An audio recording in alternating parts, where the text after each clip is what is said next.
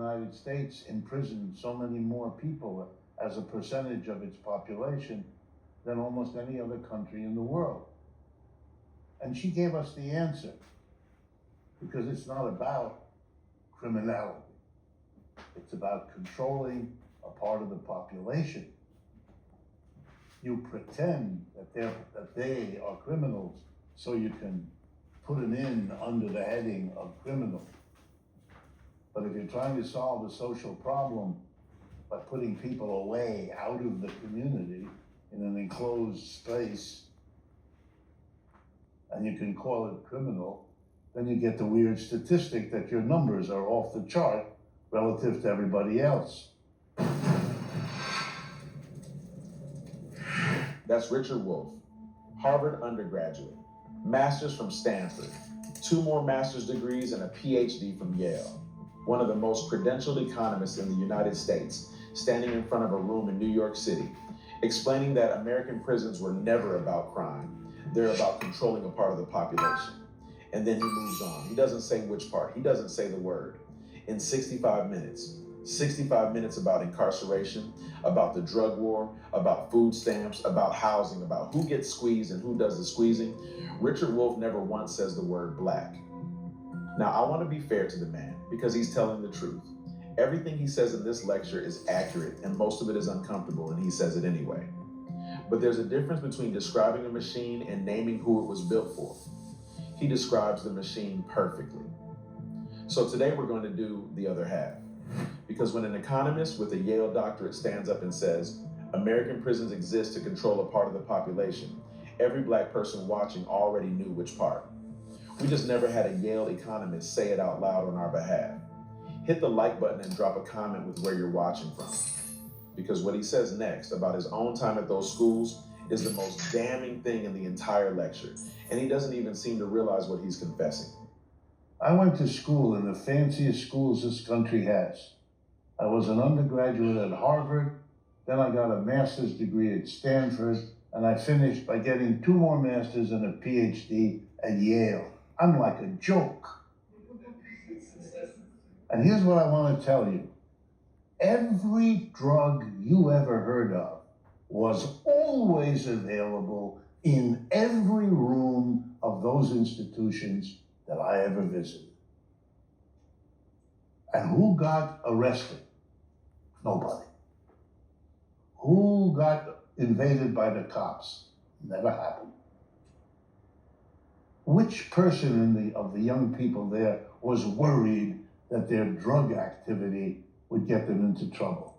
None of them. This is a social issue, not a chemical issue. Every drug you ever heard of, every room, Harvard, Stanford, Yale, and nobody got arrested, nobody got raided. Not one of those students spent a single night worrying that what was in their dorm room might cost them their future. Now hold that image in your mind and let me put another one beside it.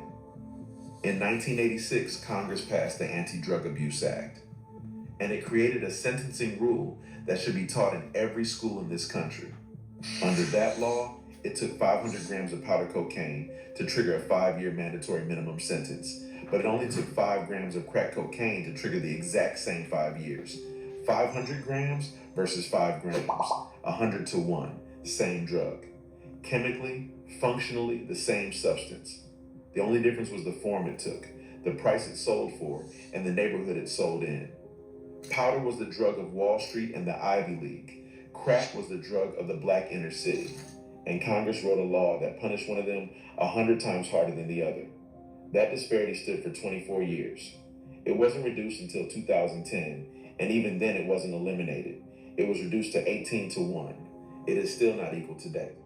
So when Wolff says the drug war was fakery, when he says this is a social issue and not a chemical issue, he's describing the outcome.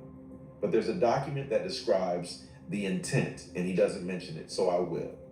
John Ehrlichman was Richard Nixon's domestic policy chief, one of the most powerful men in that White House.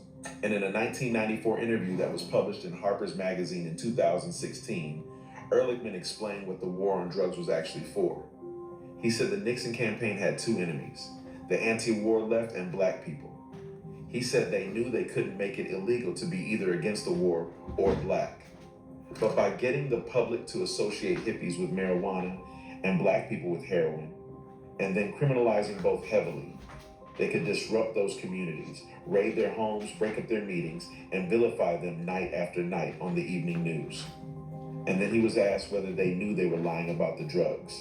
His answer was, of course we did. That's not a theory. That's not a black conspiracy. That is a senior White House official on the record explaining the design. Richard Wolff walked through Harvard and Stanford and Yale, saw every drug in America sitting in those rooms, watched nobody get arrested for any of it, and correctly concluded that the drug war was never about drugs. He just stopped one sentence short of saying what it was about instead. And here's what that policy produced. Black Americans are roughly 14% of the population of this country, and they are roughly a third of the people in American prisons. The United States holds around 5% of the world's people and a fifth of the world's prisoners. And inside that number, our share is more than double what it should be. Wolff said something else in that opening that deserves attention. He said it costs more per year to put a person in jail than to give them a decent job and an income. He called it outrageously inefficient. And he's right that it's inefficient, but only if you assume the goal was to solve a problem.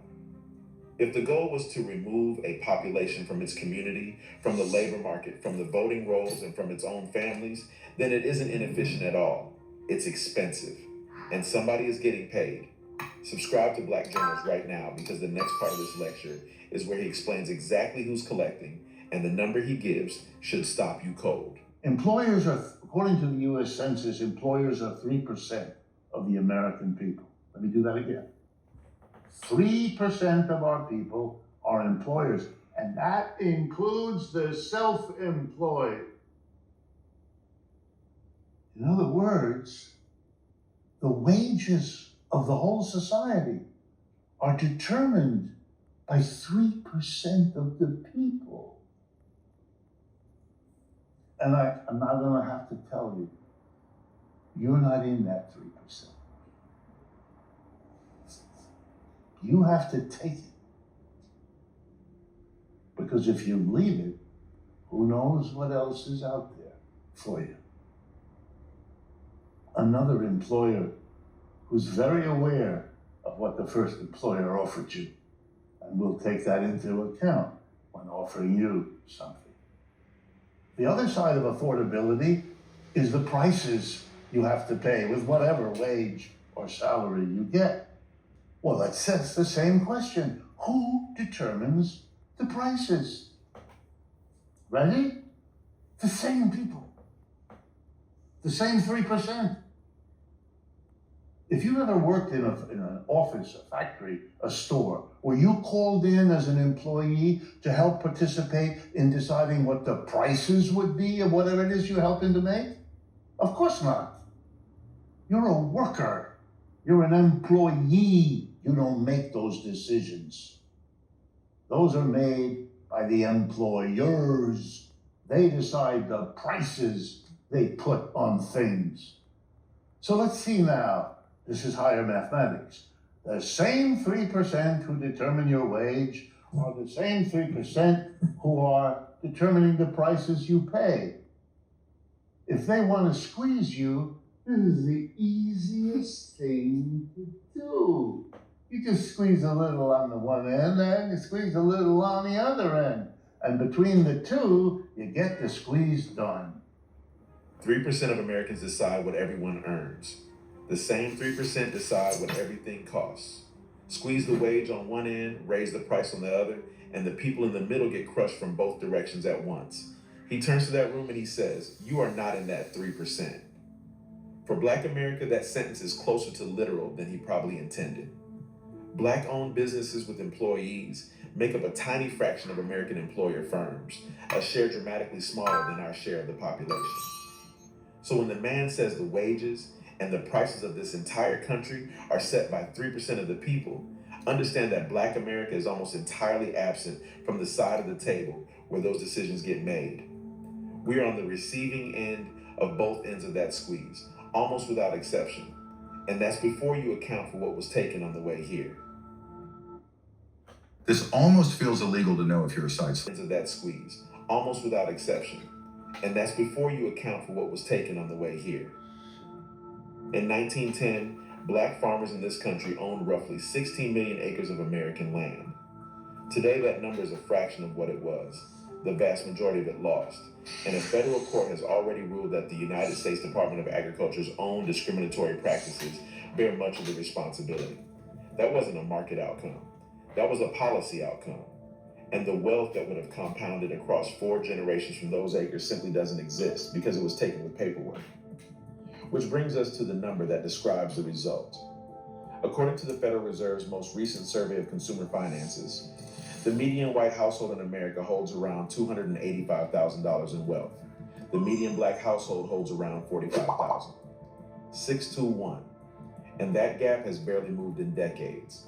So when Richard Wolff describes a squeeze between the wages you're paid and the prices you're charged, understand that black families are entering that squeeze with almost no cushion underneath them. White families have 6 times the shock absorber. We take the same hit with a fraction of the padding. That's why the same recession that cost one family a vacation costs another family the house. You make more and more of the wealth of the country unaffordable. The biggest issue you all know in this country right now, rent. Housing is unaffordable. A healthy society spends, that work has been done, 24% of your wage on your housing. If you're spending more than that, you are being abused, ripped off. That, by the way, it's a universal number used around the world by the UN, everybody else. 20 to 24%. That's the international standard. Spend more than that on housing. And in his words, you are being abused. By that measure, a huge share of Black America is being abused right now. And roughly half of Black renter households in this country are carrying a housing cost burden that exceeds what that standard says is healthy. But ask the question one layer deeper. Why are we renting in the first place? Because homeownership in this country is roughly 74% among white households and roughly 45% among Black households. That is close to a 30-point gap. And that gap is not an accident of preference or income. It was built. It was built by redlining maps that marked Black neighborhoods in red and told federal lenders not to insure mortgages there. It was built by restrictive covenants written into property deeds that made it illegal to sell a home to a Black family. It was built by a GI Bill that sent a generation of white veterans into new suburban homes while Black veterans were turned away at the bank. Of tens of thousands of home loans backed in the New York area after the war, an almost invisible number went to Black families. So Wolff is right that rent is the crisis. But rent is the symptom. The disease is that an entire people were locked out of the single greatest wealth-building instrument in American history, the home, and then, 2 generations later, handed the bill for the housing shortage as tenants. He mentions Vienna, where half the apartments are publicly owned, and the rent is set as a percentage of your income, and he says it's a spectacular success story, which is why you've never heard of it. He's right about that too. But the reason America never built that isn't only ideology. Public housing in this country was built and then it was deliberately segregated, deliberately underfunded, and then held up as proof that the idea itself had failed. That's the message here. To say it now in the way I started.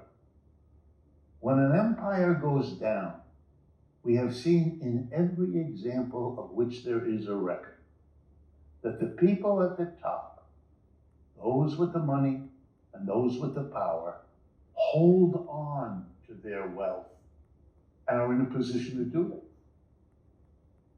Which means the cost of the decline is offloaded, doesn't fall on them. It falls on us, on the rest of the people. And it takes the form of an affordability crisis. The fundamental confrontation you have to face then is that the people who ran this empire are in the best position to hold on to the wealth it acquired, and that's what they're doing. And to you, they give a very large middle finger.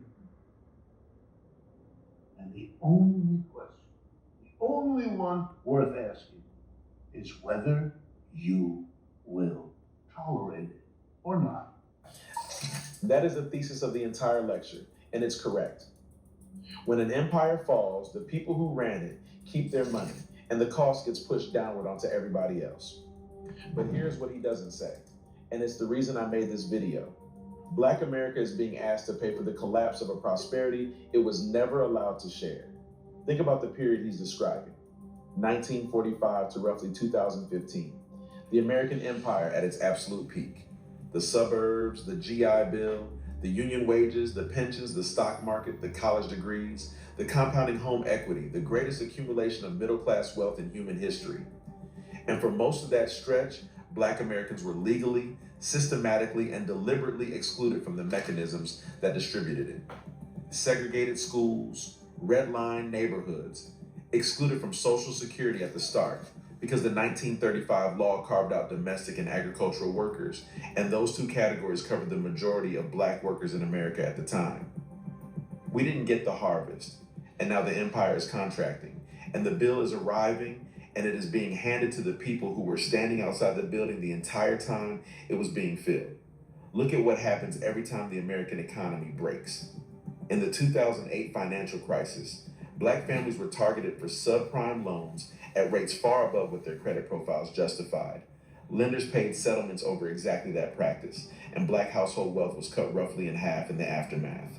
Not reduced, halved.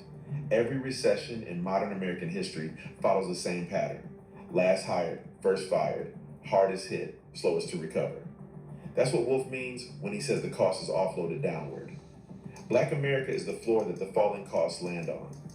We have always been the shock absorber for this economy, and a shock absorber is a thing that takes the impact so that the vehicle above it doesn't feel it. So he ends with a question, and it's the right question, will you tolerate it or not? But I point out that our people have already answered that question, more than once at a higher cost than anyone else in this country has ever paid to answer it. Nat Turner answered it. The Black Seminoles answered it and fought the United States Army for 50 years. Robert F. Williams answered it. The Deacons for Defense answered it. Every organizer who registered voters in Mississippi, knowing it might kill them, answered it. The question was never whether we would tolerate it. The question has always been whether we would be told the truth about what was being done to us in the first place, and by whom. Richard Wolff gave that room 90% of the truth. He described the prisons, the drug war, the squeeze, the rent, the debt, the decline. He just left out the part where you say the name. So say it. Send this video to somebody who needs to hear an economist from Harvard, Stanford, and Yale confirm what our grandparents told us for free. And if you want the full record, every crime, every law, every policy, every receipt behind everything I just laid out, that's what I put in my book, 150 Crimes Against Black America They Never Answered For. 150 crimes, every one documented and sourced. It's a digital copy, instant download, nothing ships. It's on your phone in about 60 seconds, and it's yours to keep forever. The link is in the description and the pinned comment. Subscribe for the history they buried. Hit the like button so this reaches further. And tell me in the comments when he said controlling a part of the population, did you already know exactly who he meant? Thank you for watching. Thank you for thinking deeper than the headline, and I'll see you in the next one.